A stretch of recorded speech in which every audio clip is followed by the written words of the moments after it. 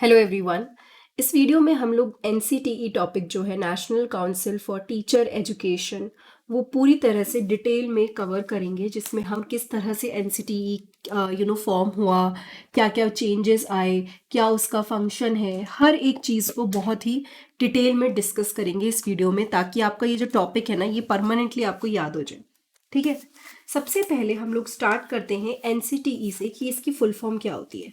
Basically NCT is national council for teacher education, जो कि बहुत सालों से है, लेकिन ऑब्वियसली इसके अंदर चेंजेस आते रहे हैं। एंड इसका जो फोकस है वो किस पे है? It is on teacher education. The main focus is on teacher education. ठीक है, तो अभी हम लोग देखेंगे हिस्ट्री ऑफ एनसीटीई। तो सबसे पहले जहां पे इसकी स्टार्ट हुई, मतलब जहां पे इसके बारे में बात हुई, दैट वाज इन 1948।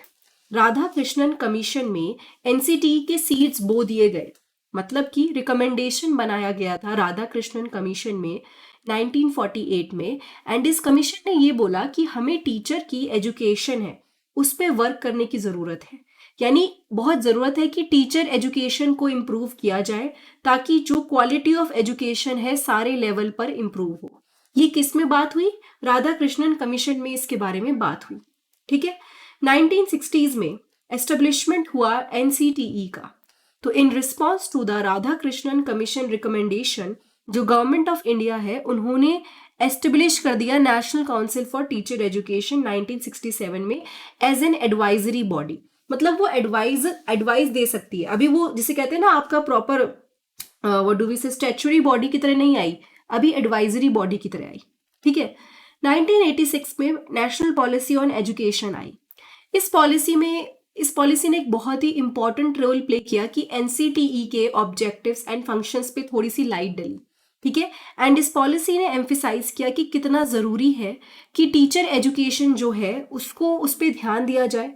एंड ये जो आपका एनसीटीई है वो सिर्फ एक एडवाइजरी बॉडी ना रहे, एडवाइस देने के लिए अपने आप डिसीजन ले पाए, एक स्टेचुरी बॉडी बन जाए।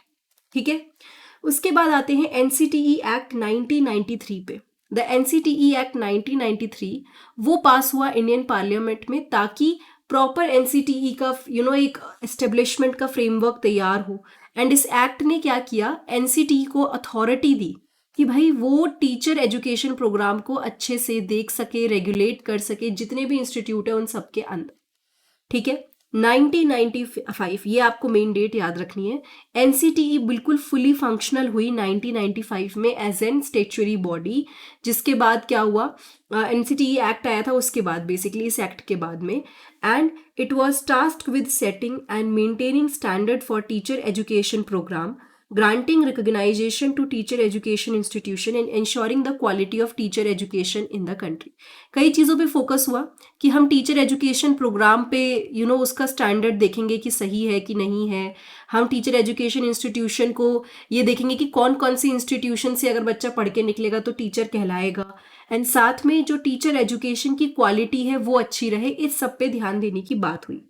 Subsequent amendments over the year, the NCTE act has undergone several amendments. उसके बाद कई सारे चेंजेस आते रहते हैं, कई बदलाव होते रहते हैं, नई चीज़ें ऐड होती रहती है, ताकि कई सारे इश्यूज एंड चैलेंजेस को हम लोग सामने फेस कर सके। ये जो अमेंडमेंट्स होते हैं ना, इनका फोकस यही होता है कि जो एग्जिस्टिंग टीचर एजुकेशन प्रोग्राम है, एग्जिस्टिंग फैसिलिटीज़ है, उसको और बेटर और इफेक्टिव बनाना। ठीक है, इस सब के साथ साथ पहले जो इसका हेडक्वार्टर है वो दिल्ली में है एनसीटीई का, बट इसके रीजनल सेंटर भी स्टेब्लिश हो गए। जो इसके रीजनल सेंटर्स हैं they are in Bangalore, Bhopal, Bhubaneswar and Jaipur. ठीक है, रीजनल सेंटर काफ़ी इंपॉर्टेंट रोल प्ले करते हैं ये देखने में कि जो इंस्टीट्यूशंस हैं किस तरह से किस तरह से काम कर रहे हैं, क्या सही काम कर रहे हैं कि नहीं कर रहे हैं। एंड एनसीटी काफ़ी हद तक इन्वॉल्व है कि टीचर एजुकेशन की फील्ड में जो क्वालिटी है वो अच्छी होती जाए। करिकुलम डेवलपमेंट जो है, सिलेबस जो है टीचर एजुकेशन का, टीचर एजुकेशन में रिसर्च को प्रमोट करना एंड ट्रेनिंग देना टीचर्स को, ताकि वो लोग एक अच्छे एजुकेटर बने, इस सब पे फोकस होता है। ऑनगोइंग रोल एनसीटी का भी बहुत ही इंपॉर्टेंट रोल है। एजुकेशन, टीचर से रिलेटेड जो एजुकेशन पॉलिसी है उसको इम्प्रूव करने में, स्टैंडर्ड सेट करने में, टीचर एजुकेशन इंस्टीट्यूशंस के साथ मिलके काम करने में, यूनिवर्सिटीज़ और स्टेट गवर्नमेंट के साथ मिलके काम करने में, ताकि टीचर ट्रेनिंग प्रोग्राम जो है जिससे बच्चा जब गुजरता है तो वो इस प्रोग्राम से जब वो पढ़ के निकलता है तो वो एक अच्छा टीचर बने। तो ये तो आपकी पूरी हिस्ट्री हो गई, ठीक है। कैसे कैसे चेंजेस आए, क्या क्या इंपॉर्टेंट चीज़ें थी, जिसमें आपको मेन याद रखना है कि पहले 1960s में अगर हम बात करें वो बन गई थी, लेकिन उसके बाद 1967 में सॉरी वो बन गई थी, लेकिन उसके बाद प्रॉपर जो 1995 की अगर हम बात करें तो वहाँ पे उसको एज अ स्टैट्यूटरी बॉडी बना दिया था। The national council for teacher education एक स्टैट्यूटरी बॉडी है इंडिया में, जिसको बनाया गया था ताकि टीचर एजुकेशन प्रोग्राम को देखा जा सके एंड टीचर एजुकेशन प्रोग्राम की क्वालिटी एंड स्टैंडर्ड को सेट करके रखा जा सके। सबसे पहले बात करते हैं formation and establishment. The NCTE was established under the national council for teacher education act 1993। यानी कि जो एनसीटी है इसको एस्टेब्लिश किया गया किसके अंदर? National council for teacher education act, ठीक है। एनसीटीई को एस्टेब्लिश किया इसके अंदर 1993 में एंड फुली फंक्शनल 1995 में हुई। एंड उसके बाद क्यों हुई? इनेक्टमेंट हुआ जब एनसीटीई का एक्ट आया उसके बाद बनी।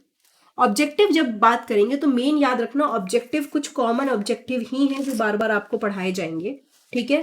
एंड ये जो आपके कॉमन ऑब्जेक्टिव हैं उसमें से एक है, प्राइमरी है कि आप टीचर एजुकेशन को प्रॉपर प्लानिंग के साथ एंड कोऑर्डिनेटेड डेवलपमेंट हो, टीचर एजुकेशन की फील्ड में डेवलपमेंट। अब चाहे वो टीचर्स इंस्टीट्यूट को देखना, प्लानिंग करना, करिकुलम बनाना, ये सारी चीज़ हुई।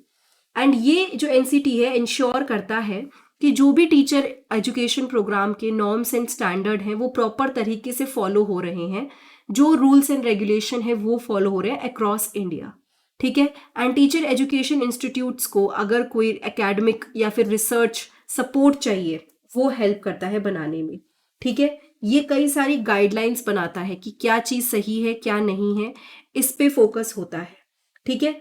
उसके अलावा कई सारे सर्वेज ये कंडक्ट करवाता है जिससे पता चलता है कि कैसा काम चल रहा है कैसा नहीं चल रहा।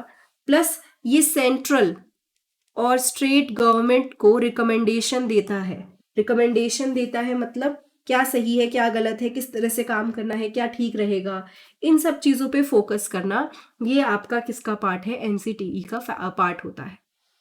नाउ एनसीटीई में एक चेयरपर्सन होते हैं, वाइस चेयरपर्सन एंड कई सारे मेंबर स्टेक होल्डर्स होते हैं, जिसमें सेंट्रल और स्टेट गवर्नमेंट के लोग होते हैं, एजुकेशनल एक्सपर्ट्स होते हैं, यूनिवर्सिटीज़ के लोग होते हैं। एंड काउंसिल की अपनी रीजनल कमिटीज़ होती हैं, जैसे मैंने बताया कि सपोज हेडक्वार्टर है जो कि हेड करा जाएगा चेयरपर्सन के द्वारा, उसके अलावा रीजनल कमिटीज़ को रीजनल डायरेक्टर्स जो होते हैं वो हेड करते हैं, ठीक है। रीजनल डायरेक्टर्स हेड करते हैं रीजनल कमिटीज़ को, और चेयरपर्सन जो है आपका बिल्कुल मेन हेडक्वार्टर्स जो है, ठीक है, हेडक्वार्टर्स को वो डील करता है उनके साथ। फंक्शंस एंड रिस्पॉन्सिबिलिटी अब डिटेल में पढ़ेंगे, काफ़ी इंपॉर्टेंट है। सबसे पहले है regulation of teacher education. NCT ना एक स्टैंडर्ड एंड नॉर्म है जो फॉलो होता है, चाहे वो करिकुलम हो कि क्या इंफ्रास्ट्रक्चर होना चाहिए, फैकल्टी किस तरह के होने चाहिए, करिकुलम कैसा रहेगा, प्रोग्राम कैसे होगा, ये सब चीज़ें टीचर एजुकेशन की जो हैं इस सब को कौन देखता है? एनसीटी। ग्रांटिंग रिकॉग्नाइजेशन, यानी कि ये इंस्टीट्यूट्स को एक देखो मैं एग्जांपल देती हूँ, कोई इंस्टीट्यूट है ए और बी, ए जो है एनसीटीई अप्रूव्ड है, बी एनसीटीई अप्रूव्ड नहीं है, तो क्या होगा? अगर ये एनसीटीई अप्रूव्ड है ए, तो मतलब कि यहां से जो बढ़ के निकलेगा वो टीचर कहलाएगा, उसकी डिग्री वैलिड होगी। अगर ये एनसीटीई अप्रूव नहीं है तो इस पर्सन की डिग्री वैलिड नहीं मानी जाएगी। सो एनसीटीई मेंटेन करता है standard and norms teacher education के लिए, करिकुलम, इंफ्रास्ट्रक्चर, फैसिलिटी सबके लिए। रिकॉग्निशन देता है, ये आपको समझ में आ ही गया। मॉनिटर करता है कि क्या सभी लोग, सारे इंस्टीट्यूट जो गाइडलाइंस हैं उसको फॉलो कर रहे हैं, क्या वो उसको जिस तरह से ध्यान रखना चाहिए उस पर ध्यान रख रहे हैं। करिकुलम डेवलपमेंट, ये एक बहुत ही इंपॉर्टेंट रोल प्ले करता है करिकुलम को डेवलप करने में, ठीक है। करिकुलम को डेवलप करने में इंपॉर्टेंट रोल प्ले करता है। सिलेबस किस तरह का रहेगा टीचर एजुकेशन प्रोग्राम्स का, उस पर ध्यान देता है। एनसीटी ये भी कोशिश करता है कि टीचर रिलेटेड फील्ड में, टीचर एजुकेशन में रिसर्च और डेवलपमेंट एक्टिविटीज चलती रहें, ठीक है। ये ट्रेनिंग देता है एंड कई सारे एडुकेटर्स एंड एडमिनिस्ट्रेटर्स को प्रिपेयर करता है, ऐसे प्रोग्राम्स करवाता है जिससे लोगों को आइडिया लगे कि कैसे हमें कोई चीज़ समझनी है, क्या करना है। And obviously teacher education programme को एक्रेडिट करता है, बताया ना, जिस तरह से जो भी प्रोग्राम्स एक्रेडिट होंगे, जो भी कॉलेजेस एक्रेडिट होंगे, वहाँ की टीचिंग मानी जाएगी। ठीक है। फंक्शन क्या है रीजनल कमिटीज का? ये तो आपको ओवरऑल एनसीटी का काम हो गया, एनसीटी के अंदर ही रीजनल कमिटीज भी आती हैं। तो रीजनल कमिटीज का फंक्शन क्या है? एनसीटी की जो रीजनल कमिटीज हैं वो अलग अलग पार्ट में है, जैसे भोपाल, बैंगलोर, ठीक है। तो वहां पे वो रीजनल लेवल पे देखता है कि काम कैसा चल रहा है। एंड ये जो कमिटीज हैं, they are responsible for processing application for recognition and ensuring compliance with NCT norms with their respective region। ये जो रीजनल कमिटीज हैं ये देखती हैं कि उनके रीजन में क्या जो भी चीजें चल रही हैं एनसीटी से रिलेटेड, जो भी काम चल रहा है, क्या वो फॉलो हो रहा है properly. So these committees, they are responsible for processing application for recognition and ensuring compliance कि सब लोग प्रॉपरली फॉलो कर रहे हैं कि नहीं कर रहे हैं। मतलब जो भी हमने रूल्स बनाए हुए हैं एनसीटी ने, क्या हर रीजन लेवल पे वो सब चीजें हो रही हैं। ठीक है। एनसीटी की एज एन एडवाइजरी रोल, मतलब कि जब भी एजुकेशन में, चाहे स्टेट या फिर हम सेंट्रल गवर्नमेंट की बात करें, इस लेवल पर अगर उन्हें कुछ भी हेल्प चाहिए, वैसे तो एनसीटी टीचर से रिलेटेड रोल लेता है, बट एजुकेशन में, टीचर एजुकेशन में ये एक एडवाइजरी रोल भी प्ले करता है। स्टैट्यूटरी इसका खुद तो रोल है ही, लेकिन साथ की साथ जहां भी जरूरत है कंट्रीब्यूशन की, वहां पे ये कंट्रीब्यूट करता है। ये कई सारे रिकमेंडेशन देता है सेंट्रल और स्टेट गवर्नमेंट को regarding teacher education policies and regulation, की काम सही चल रहा है या नहीं चल रहा, इन सब। ठीक है। एक्रेडिशन ऑफ प्रोग्राम्स, जो एनसीटी है किसके साथ collaboration with national board of accreditation यानी कि एनबीए, उनके साथ टीचर एजुकेशन प्रोग्राम को एक्रेडिट करता है। मतलब ये श्योर करता है कि सपोज ये ए यूनिवर्सिटीज है, तो इसका जो टीचर एजुकेशन प्रोग्राम है ये सारे नॉर्म्स को फॉलो कर रहा है, स्टैंडर्ड्स को मीट कर रहा है, तो इसको हम मानेंगे। ये है, ये फॉलो नहीं कर रहा है, ये सारे स्टैंडर्ड्स को मीट नहीं कर रहा है, तो इस कोर्स को हम नहीं मानेंगे।